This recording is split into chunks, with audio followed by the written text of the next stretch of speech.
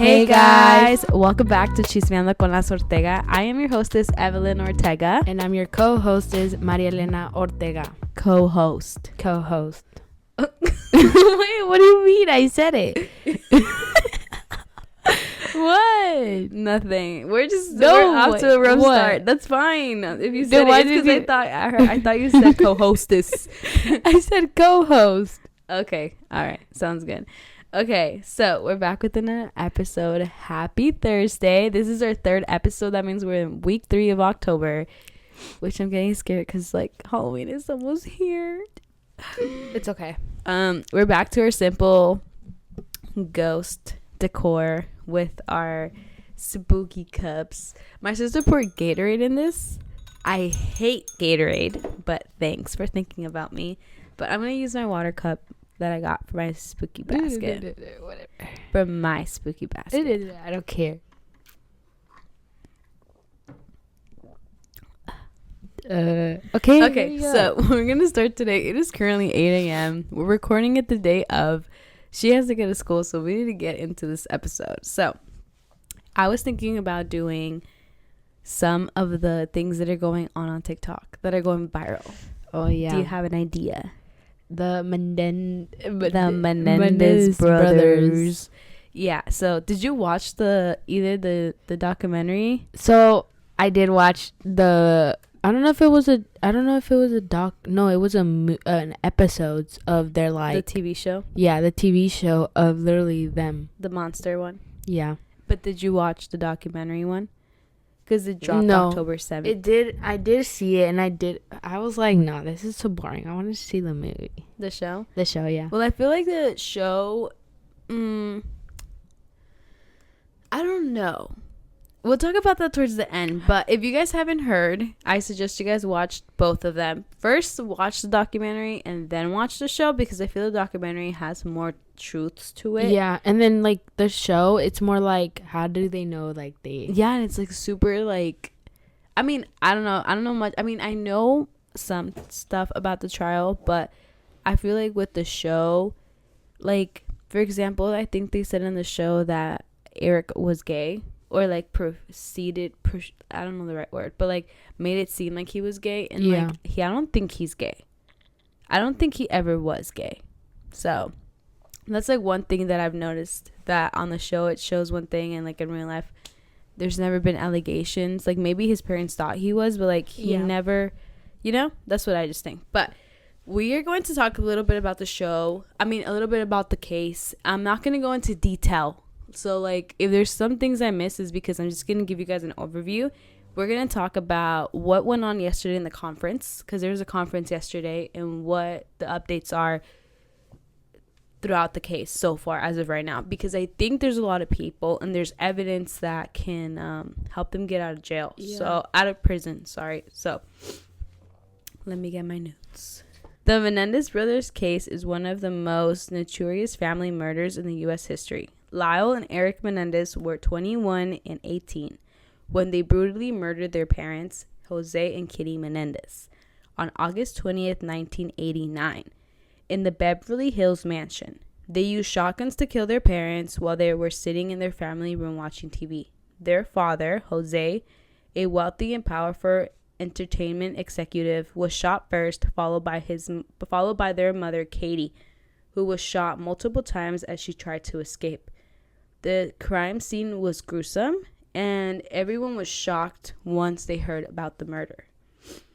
So the thing is, right after the murder, no one suspected or saw the brothers as they were the ones that did it. So initially, the brothers were not considered suspects. After killing, they didn't have any type of grief, though. So after they found out their parents were dead, nothing. They didn't seem like they were sad or felt bad. Instead of crying and wanting to figure out who killed their parents, they went on a shopping streak. Lyle bought a Rolex watch. I think he bought multiple, actually.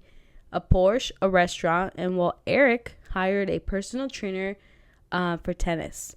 And then he would go on luxury vacations. They spent hundreds of thousands of dollars in just a few months. Their extravagant spending raised suspicion, but there was no solid evidence linking them to the crime until Eric went to his therapist because he felt guilty for what he did. I think at this moment, like after a couple months, he was starting to feel like some type of remorse or like felt really bad for like killing his parents. So like he needed to talk to someone, because in the documentary he says that he was like having like suicidal thoughts, so he needed to go to someone, and the only person I felt like he knew at the time was his therapist, Dr. Oziel.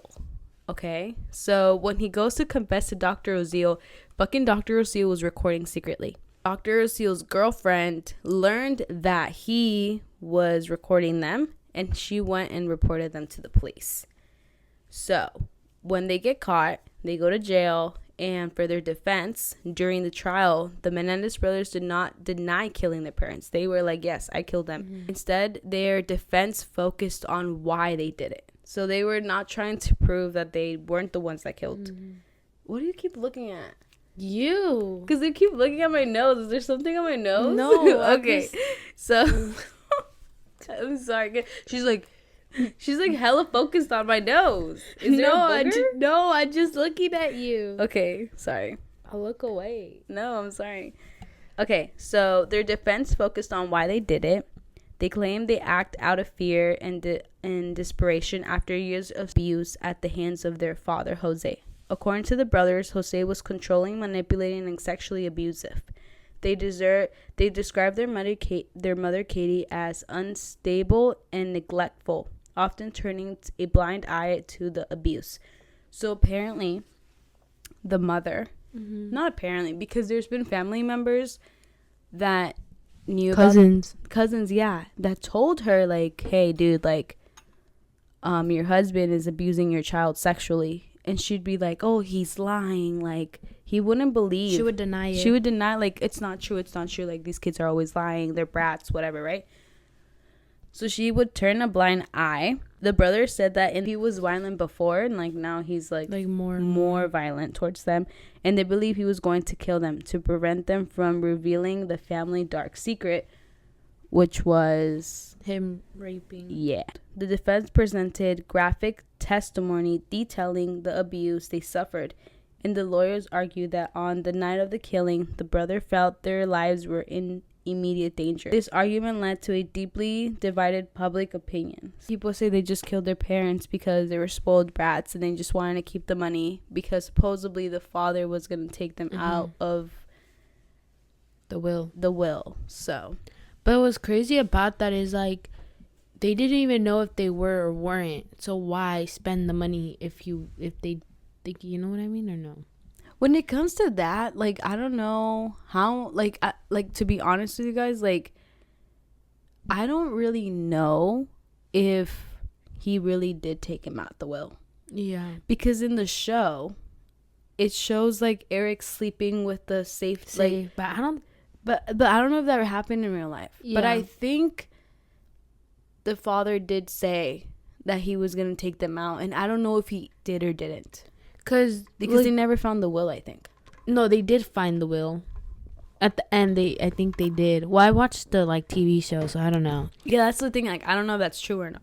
But I think it is true that they were trying to take them off the will. Because the brothers were, like, crazy.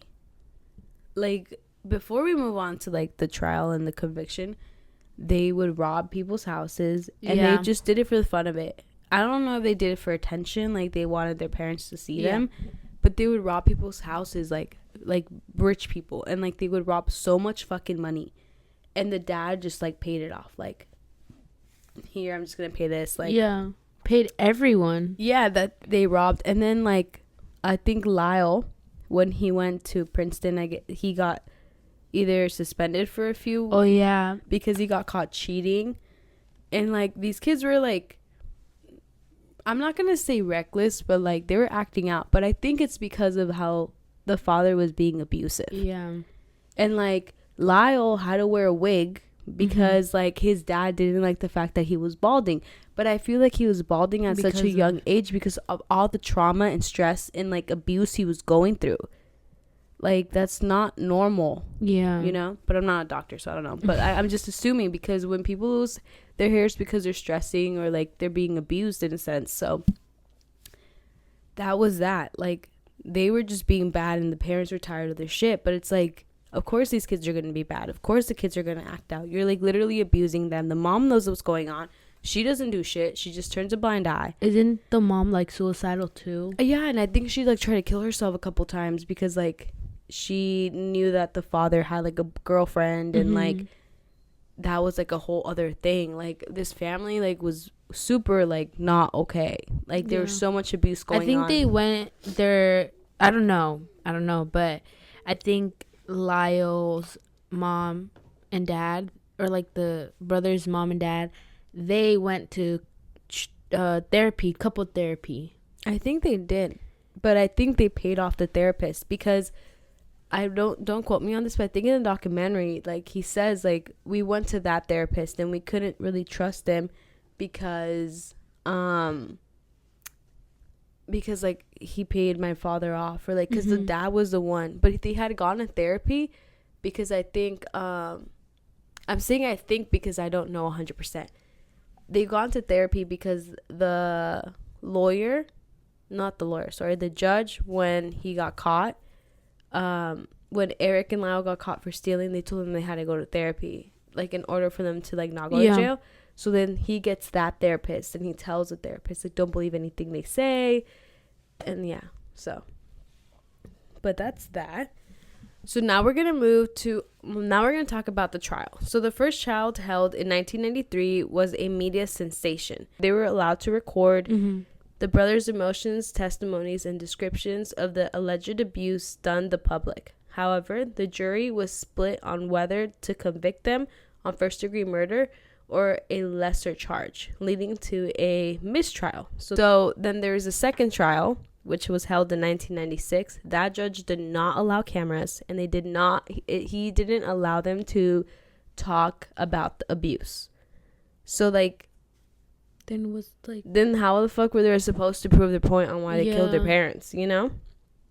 The prosecution argued that the brothers killed their parents out of greed, hoping to inherit their millions-dollar estate. This time, both brothers were convicted on first-degree murder and sentenced to life in prison without the possibility of parole. So for that one, that trial was kind of weird because, like, how the fuck are they supposed to defend themselves if you're not going to allow them to say, like, what they said in the first time? Like, yeah, that was kind of weird. So then they got sentenced to go to prison. Yeah. They get separated. One goes to one prison, the other one goes to the other. And then in 2018, fast forward, they finally see each other after hella fucking long. So then they see each other, and I guess they're doing really good. They're helping people in prison, both of them. And as of today, since I think it was a couple years ago, the Menendez brothers became popular on TikTok. People started looking at their case, and then people started saying, like, if Gypsy Rose was able to leave, why can't they? And with the whole thing with Gypsy Rose, like, there's some things, like, I really don't believe. Like, the guy she's with literally says, no, the guy she was used to be with when during the murder, when he murdered his